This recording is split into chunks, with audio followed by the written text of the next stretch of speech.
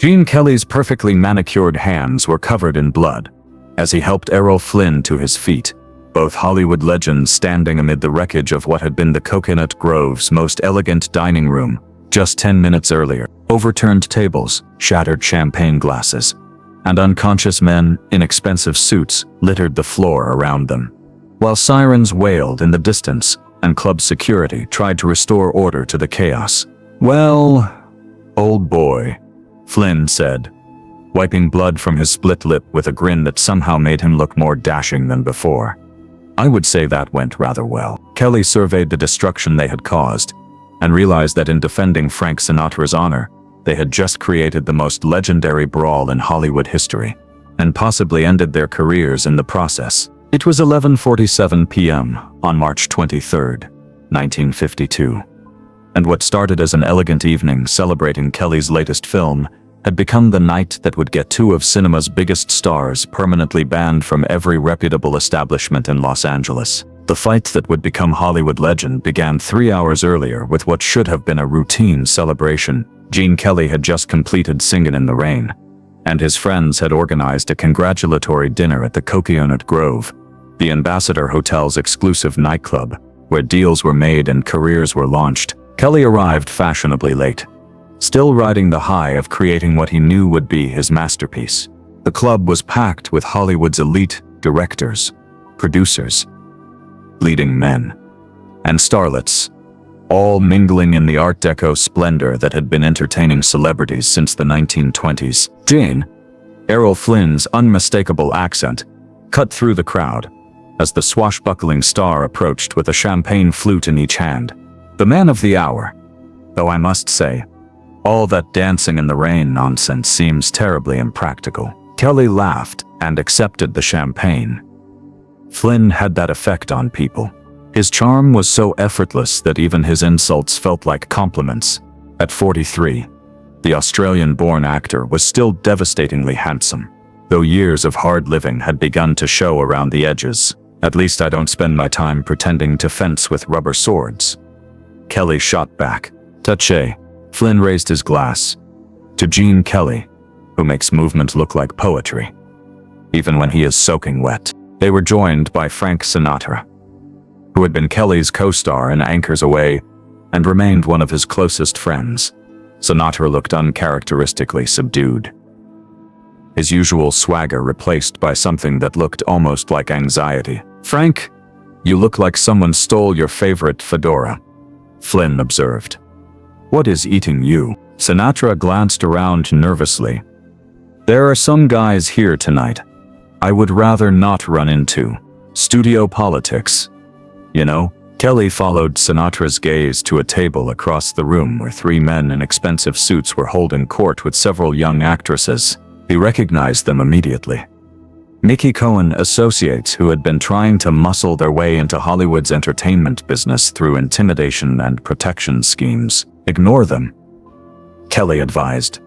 "This is your town as much as theirs." But Flynn, whose sense of adventure had gotten him into more trouble than any 10 ordinary men, was already studying the situation with the tactical mind that had made him famous for swashbuckling roles. "Those gentlemen don't look particularly gentlemanly," Flynn observed. "And they seem to be making our friend uncomfortable." "Errol, don't," Kelly warned, recognizing the look in Flynn's eyes. "We are here to celebrate, not to start trouble." "I never start trouble," Flynn replied with a grin that had charmed audiences for 2 decades. "I merely finish it when it finds me." For an hour, the 3 friends managed to enjoy themselves while carefully avoiding the table of unwelcome guests. Kelly regaled them with stories from the Singin' in the Rain set. Flynn entertained them with tales of his latest romantic adventure, and Sinatra gradually relaxed as champagne and friendship worked their magic. But the evening took a dark turn when Sinatra excused himself to visit the restroom, and one of the men from the corner table decided to follow him. Kelly and Flynn watched with growing concern as the man, a thick-set bruiser named Tony Torino, who had a reputation for solving problems with his fists, cornered Sinatra near the club's entrance. "We should go help him," Kelly said. Starting to rise from his chair, Flynn grabbed his arm. "Wait. Frank can handle himself." If we interfere, it might make things worse. But through the crowded club, they could see that the conversation was becoming increasingly heated. Torino was gesturing aggressively, his voice rising above the background music, while Sinatra maintained his composure, but looked trapped. That is when they heard the words that would ignite the most legendary brawl in Hollywood history. "Your little wapfriend thinks he is too good for honest businessmen," Torino announced loudly enough for half the club to hear. "Maybe someone needs to teach him some respect." The racial slur cut through the ambient noise like a knife, causing conversations to stop and heads to turn. Kelly felt rage building in his chest. But Flynn was already moving. "I say, old boy," Flynn called out as he approached Torino with deceptive casualness that is rather poor form. "Don't you think?" Torino turned to face Flynn, his expression showing surprise and annoyance. "Who the hell are you?" "Errol Flynn, at your service." Flynn replied with exaggerated courtesy. "And you, I am afraid, are about to apologize to my friend for that unfortunate choice of words." Torino laughed, a sound devoid of humor. "I don't apologize to nobody. Especially not some pretty boy actor who thinks he is tough because he plays pirates in the movies." Kelly appeared at Flynn's shoulder, his face calm but his eyes dangerous. "The gentleman asked you to apologize. I would suggest you consider it." By now, the entire club was watching the confrontation. Some patrons were already moving toward the exits, sensing that the situation was about to escalate beyond words. "2 against 1? Torino sneered. "That is about what I would expect from Hollywood fairies." Kelly hesitated for exactly 2 seconds, his mind racing through the potential consequences. His marriage, his career, his carefully constructed public image. He thought about walking away, about letting Flynn handle his own fight, about protecting himself from the scandal that was about to unfold. Then he looked at Sinatra's face, saw the hurt and humiliation in his friend's eyes, and realized that some moments define who you really are when everything else is stripped away. "Errol is right," Kelly said quietly, rolling up his sleeves with the methodical precision he brought to choreographing dance sequences. "That simply won't do at all." Flynn grinned at his unlikely fighting partner. "I do so love a man with proper priorities." That was the insult that crossed the line from verbal confrontation to inevitable violence. Flynn's famous charm disappeared entirely, replaced by the cold fury of someone whose honor had been questioned. "I am afraid that simply won't do," Flynn said quietly, and threw the first punch. What happened next would be debated in Hollywood bars for decades. Flynn's right cross caught Torino square in the jaw, sending the bigger man stumbling backward into a table full of champagne bottles. Kelly, committed to the fight, whether he had wanted it or not, moved to protect Flynn's left side as Torino's 2 companions rushed to join the fray. But what neither Kelly nor Flynn had anticipated was that half the men in the club had been waiting for an excuse to settle old grudges, and the sight of Hollywood's biggest stars throwing punches was apparently the permission they needed. Within 30 seconds, the elegant Cocoanut Grove had been transformed into a battlefield. Tables were overturned for cover. Champagne bottles became weapons, and men who had been discussing million-dollar deals were suddenly trading punches with the enthusiasm of prize fighters. Kelly found himself back-to-back with Flynn, both men fighting off attackers who seemed to multiply with each passing moment. Flynn wielded a champagne bottle with the same swashbuckling flair he brought to his sword fights, while Kelly used his dancer's balance and agility to avoid blows and deliver precise counterattacks. In the midst of the chaos, Kelly caught a glimpse of the club's other patrons and realized they were witnessing something unprecedented. Gary Cooper was calmly finishing his drink while chairs flew over his head. Rita Hayworth had taken refuge under a piano and was cheering Flynn's technique. Even studio executives who normally treated stars like valuable assets were grinning as they watched Hollywood's most refined dancer and its most notorious swashbuckler prove they were more than just pretty faces. "Look around." "Gene," Flynn shouted, ducking a wild swing. "Half of Hollywood is getting the show of their lives." Kelly glanced over his shoulder and saw that Flynn was right. This wasn't just a fight anymore. It was becoming the stuff of legend. "This is rather more excitement than I had planned for this evening." Flynn shouted over the chaos, ducking a wild swing from a man Kelly recognized as a studio executive. "Next time you want to defend someone's honor," Kelly replied, landing a solid punch on an assailant's solar plexus. "Maybe warn me first." The brawl continued for nearly 10 minutes, with Kelly and Flynn holding their own against increasingly desperate odds. Sinatra, meanwhile, had taken refuge behind the bar and was providing commentary like a ringside announcer, Flynn with a beautiful right hook. Sinatra called out, and Kelly with some fancy footwork that would make a boxer weep. But the tide began to turn when club security arrived with reinforcements, and both Kelly and Flynn realized they were fighting a losing battle against sheer numbers. "Time to make our exit, old boy," Flynn suggested, breathing heavily, as he fended off 2 attackers simultaneously. "After you," Kelly replied, using a dance move to spin away from a grasping hand.